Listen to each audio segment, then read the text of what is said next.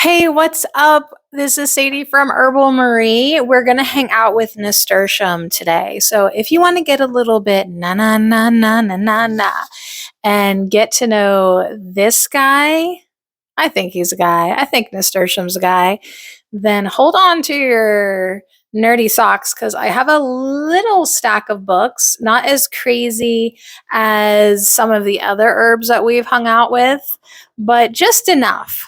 Just enough. Now, nasturtium is probably not on the top of your herby list, I'm guessing, because one, it kind of gets thrown in with flowers and we just forget about them. But nasturtium actually has a ton of health benefits and you can eat them. You just drop the mic anytime you say you can eat something. You're like, oh my God, I can eat it. Yeah. Trapeolium majus. Now, if you are a real nerd, I know right away you're thinking about watercress because watercress's Latin name is Nasturtium officinale. So, yes, good for you for being that high functioning of an herb nerd in this world.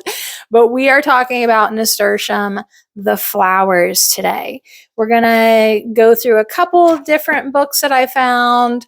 The herb book, I just want to give you a preview, see if you even want to hang out. These are some amazing books. And, oh, yeah, doing this one-handed. So anyways, I'm making myself a mess, and I guess I will just undo my mess. We'll start with the best book, my newest book, 100 Plants That Heal. This is illustrated herbarium of medicinal plants. I believe this book was printed in England, if I'm right. It's a gorgeous book, and I've got it bookmarked already. It's in black. Yeah. So we are going to hang out with this nasturtium right here. Oh my gosh, she's just so gorgeous. The way this book has zoomed in on the plant, it's just eye candy. Like, did I need another herb book? That's debatable. Did I buy this book as soon as I laid eyes on it in the bookstore? Yes, I did. So, garden nasturtium is what we are talking about here today. There's flavonoids and a sulfur in this, and you can get as nerdy as you want with this perennial growing in warm climates. Now, I have some started out in the yard. They're not looking real strong yet. They're kind of looking spindly. But I wanted to grow them for a couple years now and I hadn't. So nasturtium is on the top of my list. It's antibiotic.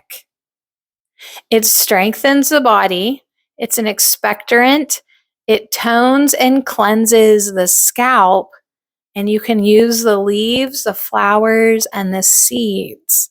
So they're very peppery, spicy.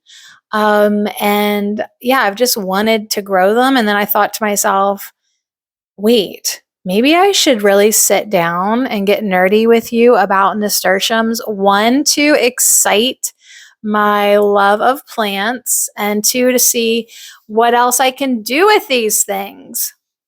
So this book really covers a lot.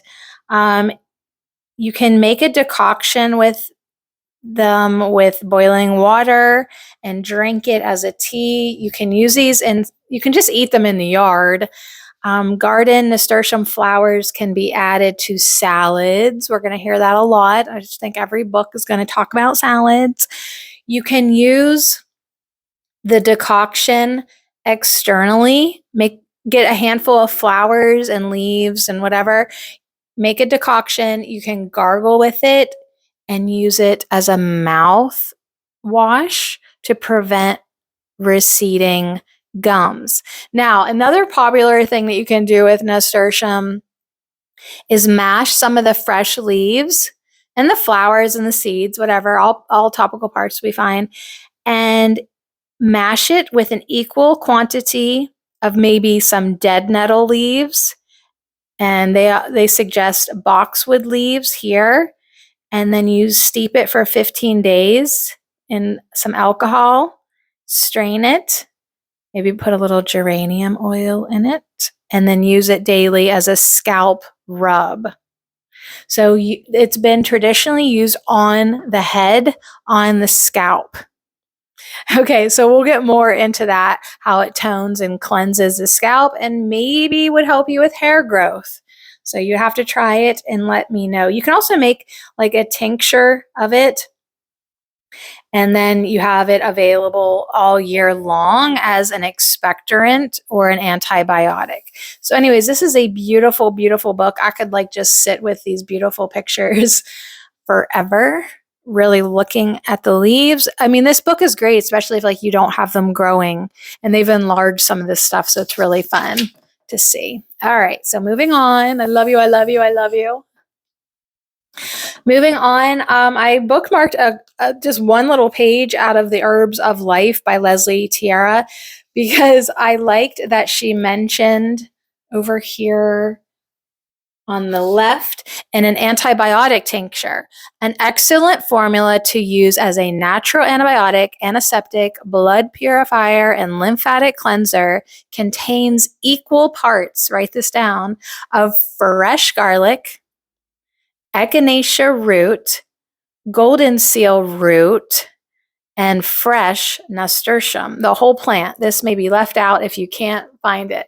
But really, I think nasturtium is an easy thing to grow or find at an herb. I mean, look at farmers markets. Sometimes they'll have hanging baskets of nasturtiums. But like say you just did the whole plant of nasturtium and some fresh garlic, and if you get your hands on some echinacea root or golden seal root, that is a natural antibiotic, antiseptic, and blood purifier, as well as a lymphatic cleanser. So anyways, a little quick mention in this book, and I thought that was wonderful. All right, let's get some more na na na na na na na. In this herb book, we've got nasturtium in the smallest print ever. So there we see, that almost looks like a variegated leaf of nasturtium. They probably come in that variety. Fresh leaves can be used in salads. Brightly colored flowers, vitamin-rich flowers attract hoverflies, and the hoverflies will eat aphids. So it's an annual. Nasturtium is an annual, has climbing and dwarf forms with wavy, marginated leaves, spurred flowers, large seeds. Fresh leaves and flowers give bite to savory foods. Green seed pods are pickled. Num, num, num. The whole plant, a reputed rejuvenator and aphrodisiac, is used in hair and scalp tonics. The seeds contain an antibiotic, and with the leaves and flowers, fight respiratory bacteria without destroying intestinal flora. An infusion treats coughs, colds, and genital urinary infections. Wow. So pretty amazing. This says Marshwa has been grown in the Andes for 8,000 years. It has an edible tubers that have been known to lower testosterone levels. So that might be a different kind of nasturtium. All right, sidetrack. Get back on it. We're just talking about garden nasturtium. We're just talking about basic bitches. Nothing found in the Andes. Let's see here. Do I have 2 pages marked in this book? Or do I have an old one? So I love these old school books. I love the new books. I kind of just love books. This, I think I just bookmarked this second page because watercress is Nasturtium officinale. But that is a bit different than what we're talking about. I guess I just wanted to mention that. It is different. We are talking about these things here and here. They come in different colors. Nasturtium. All right, can you see? Because I can't hardly see. Look how small this print is. It's naturalized in a garden. It can be an annual or a short-lived perennial. It's actually native to Peru and now widely cultivated all over the world. It is a climbing herb with a tuberous root and a very branched stem, which can reach a height of 13 feet. We'll see. I don't know if that's going to happen in my garden. They're looking spindly. Opposite, alternate leaves are bright green and shaped like umbrellas with distinct veins and a gently undulating margin. The bright red, yellow, or orange flowers bloom from May to September. Nasturtium is a very decorative plant and was introduced to Europe at the end of the 16th century. The flowers, leaves, and seeds have a pungent, peppery taste. The flowers in particular make a decorative, tangy addition to salads, or they can be used with the leaves to make a tisane. That's a tea. That's just tea. That's a fancy name for freaking tea. Tisane. The seeds pickled are a substitute for capers. So that's kind of cool to me because I love capers. But maybe you don't have access to capers, but you do have access to nasturtium seeds. Nasturtiums are high in vitamin C and are thought to be effective against scurvy, for lung problems, and blocked bronchial tubes.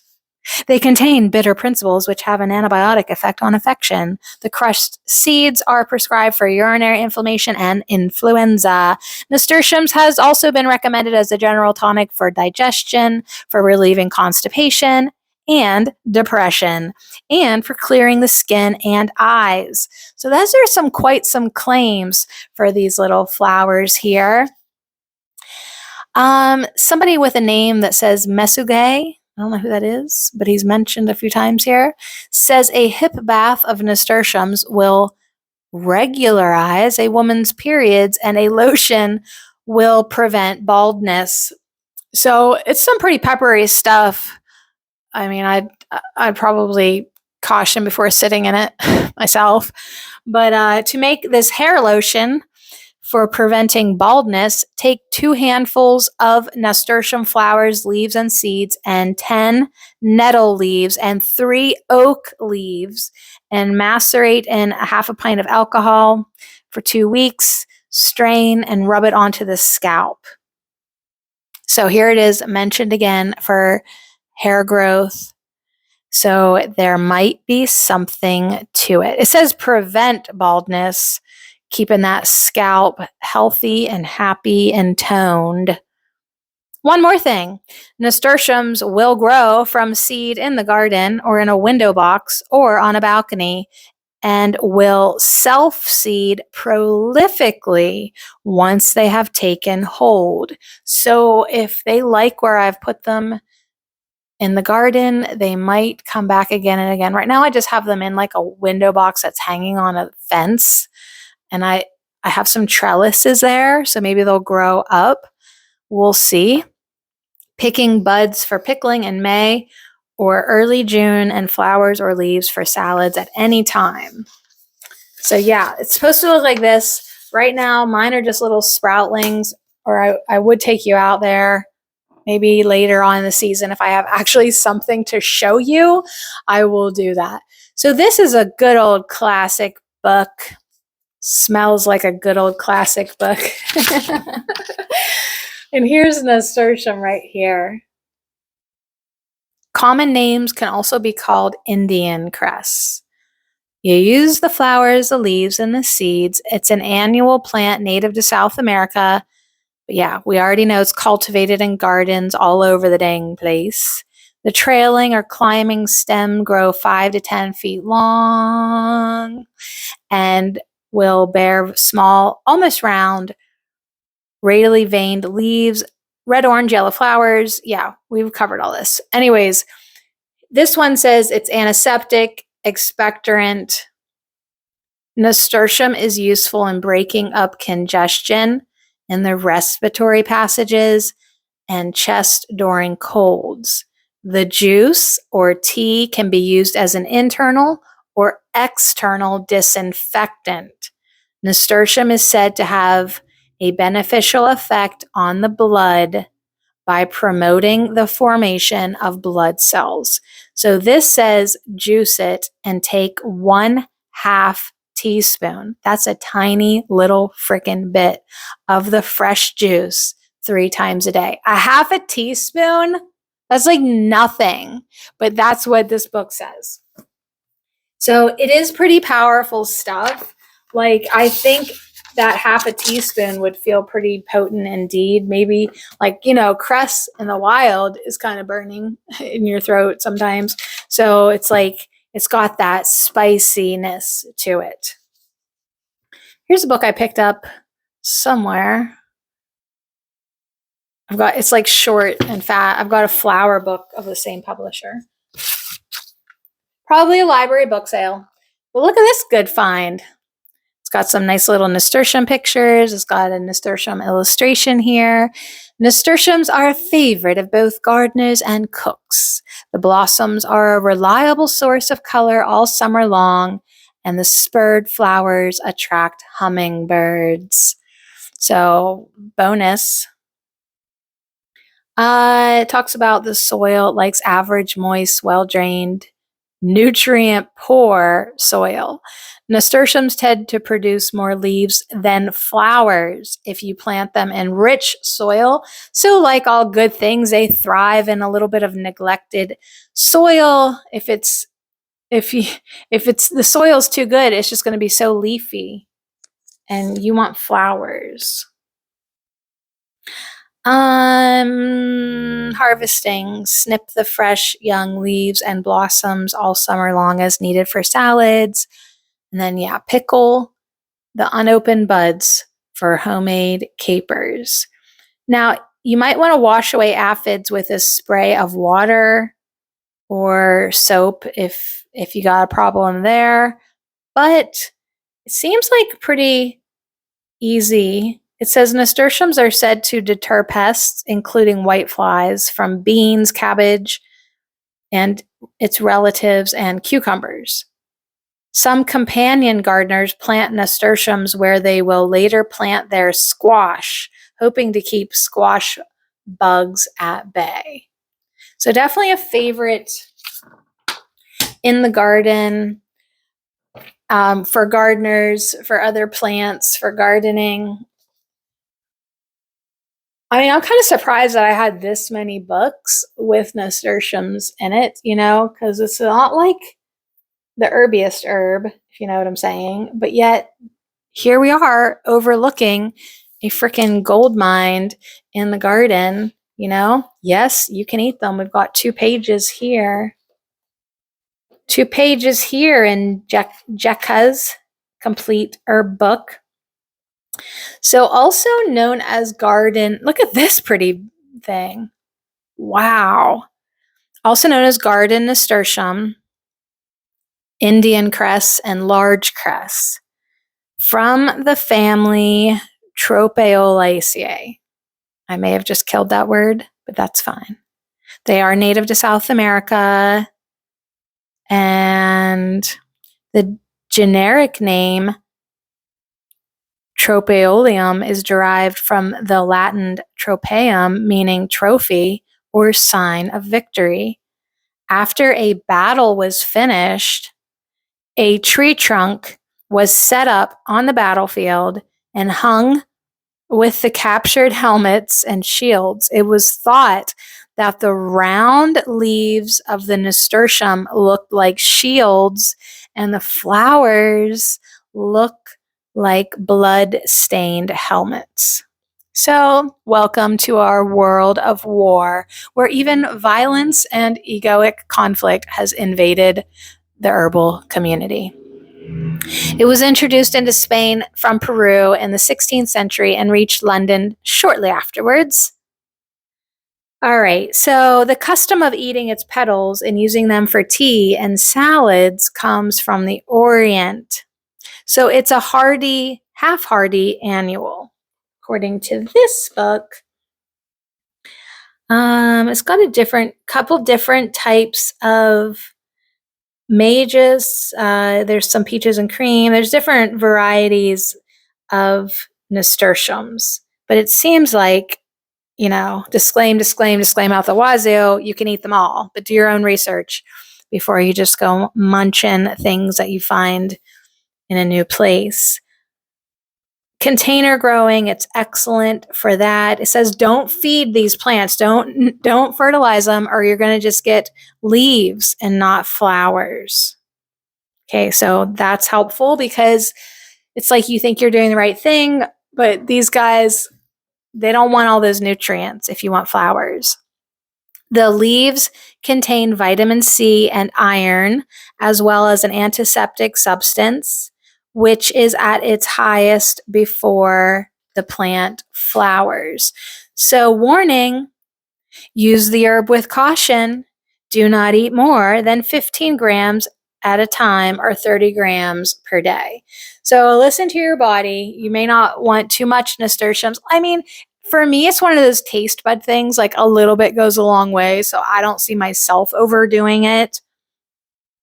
But, you know, FYI, disclaim out the wazoo. The herb attracts black fly away from vegetables as cabbage and broad beans. It also attracts hoverflies, whose larvae attack aphids, and then it repels whitefly, woolly aphids, and ants. So anyways, altogether, it is a good tonic to any garden. And there is a recipe for nasturtium cream cheese dip. So you get some cream cheese, 2 teaspoons, not very much, you guys, only 2 teaspoons of tender nasturtium leaves chopped, and 3 nasturtium flowers. So you blend the cream cheese. I'm guessing a block is 100 grams. I don't know. Blend the cream cheese with the chopped leaves, and then put the mixture into a bowl and decorate with 3 flowers. Eat this mixture as soon as possible because it can become bitter if left standing. All right, you want to try that? I mean, it would be like a different spin on putting like chives in cream cheese. But this stuff, it says you don't want to take too long to eat it because it probably gets bitter. All right, made it to our last book, the Encyclopedia of Herbal Medicine. There is a little nasturtium over here, which you cannot see. See up here? And it says nasturtium is a traditional Andean remedy for wounds and chest infections. It's strongly antibiotic. So it's good to know what you can use as medicine if you need to treat the body. We're over here with nasturtiums. We're over here. Let's see if it says anything that we haven't already said. We use the flowers, the leaves, and the seeds. All parts of the plant are harvested in the summer. Oh, wow. Na. Nasturtiums contain glucosinolates, sulfur glycosides, glucotropiolen, flavonoids, spironolactic acid, and iodine. Wow. Glutotropiolen is converted into mustard oils by the gut bacteria and acts as an antibiotic within the urinary and respiratory systems. So that's good to know. It's been long used as a disinfectant and wound healing herb and as an expectorant to relieve chest conditions. So the flowers have antibiotic properties and may be used to heal wounds. You guys, chomp these up and put them on your boo-boo and just see what happens. All parts of the nasturtium appear to have antibiotic activity. An infusion of the leaves may be used to increase resistance to bacterial infections and to clear nasal and bronchial congestion. Apparently, this remedy both reduces congestion formation and stimulates the clearing and coughing up of phlegm. It can also prove useful in bacterial cystitis and makes an effective antiseptic wash for external application. The juice of the plant has been taken internally for the treatment of scrofula, which is a tubercular infection of the lymph nodes. Whoa. So a little bit of that juice could go a long way if like nothing else is working for your infection. The piquant tasting leaves and flowers and juice of nasturtium are high in vitamin C and make a good salad vegetable, while the ground seeds have purgative properties. So nasturtium. Where do you grow? Hopefully in your garden this year. You guys, you could be eating stuff like this. Dang, that salad looks like it could kick your ass. It's got like scallions and I don't know, little chunks of cheese. I have no idea. Probably goat cheese. If you love this stuff, you probably like goat cheese too. So, help for colds. Freshly pressed nasturtium juice can help prevent and treat colds, infections, and flu. The sulfurous compounds have an antiviral property, and the high vitamin C content helps to boost the immune system. Nasturtium juice is available at health food stores. It is also easy to make at home with a juicer and some fresh stems, leaves, and flowers. Drink 1 to 2 tablespoons of the fresh juice each day. So pay attention that we're getting like half a teaspoon, 1 tablespoon, small doses of this plant. This also talks about the warlike reference to the round leaves and the helmets and all that. So it's showing you this. So it's like, hey, if you're wounded, you might like this on your skin. And if you like peppery things, then eat the leaves. Eat the leaves. Nasturtium is most often used to stimulate the appetite and promote good digestion, the perfect kind of this delightful plant's culinary and medicinal properties. So here is a recipe for nasturtium salad. This says to use 1.5 cups of fresh nasturtium leaves, a bunch of arugula, a bunch of scallions, and then you seem to make a dressing with balsamic vinegar, salt, pepper, Dijon mustard, olive oil. Those were Parmesan cheese, little chunks, and some nasturtium flowers. So yeah, that's quite the salad. It does say to take care. Nasturtium's disinfectant properties are the result of its mustard oil content. Since the oil is released in the gastrointestinal tract, eating nasturtium in large quantities or too frequently can irritate these delicate mucous membranes and cause vomiting. So you'll know if you ate too much. However, for normal food consumption, nasturtium is generally considered safe. The herb's mustard oils are antibiotic, antifungal, antiviral, and antibacterial. These properties can help to treat infections, colds and flu, and digestive upsets that stem from an overgrowth of yeast or from parasites. So sometimes you do need to get in that gut and nuke the hell out of those buggers. Further, it stimulates the appetite, promotes digestion, and supports metabolism. Mildly warming, nasturtium makes an ideal chest plaster for colds. So you can put it on your chest if you're into that type of thing. Wowee. Did you hear me say earlier that had iodine? Some small amounts of usable iodine are present, helping to regulate metabolism. It's got all types of stuff here. Amazing. Nasturtium is an easy, colorful plant to grow.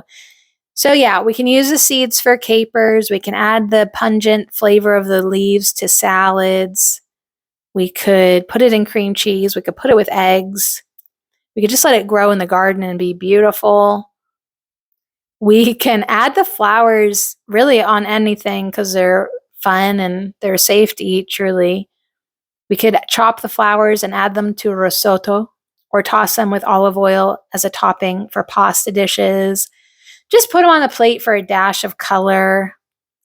And the leaves are going to be most tender in the spring before the plant has flowered, and pick the blossoms in the early morning and in dry weather, rinse in cold water.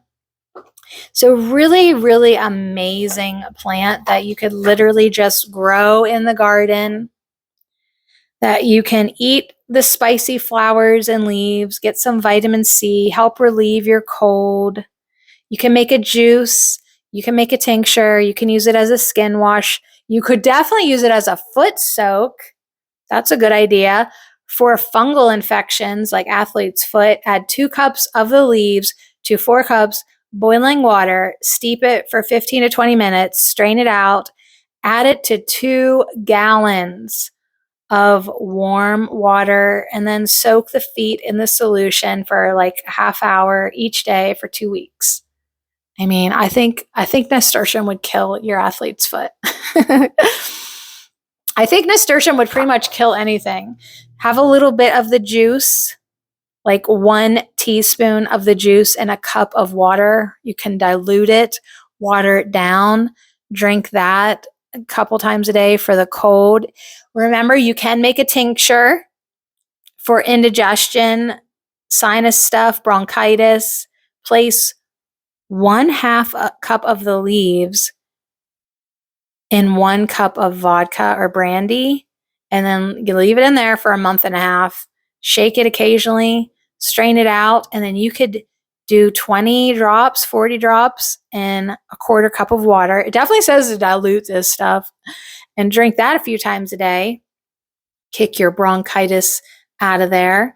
If you want to go back to just using it topical for bacterial infections and skin inflammations, add a cup of the leaves to 2 cups boiling water, steep it for 15 minutes, strain it out, take your clean cloth and use it to rinse the skin. That's for bacterial infections. So what an amazing plant coming to us from South America for skin wounds, bacterial infections, respiratory congestion. There is a lot of amazing things, and it's a delicious medicinal remedy. You can use it topical. You can use it internal for all types of bacterial infections, mostly especially for affecting the skin and urinary tract, but also the digestive system and the respiratory system. It can be used to treat fungal infections like candida, and colds and flus may be remedied. So, and some people think it has antiviral properties. So holy moly, but if you do, disclaim, have too much, you're going to puke.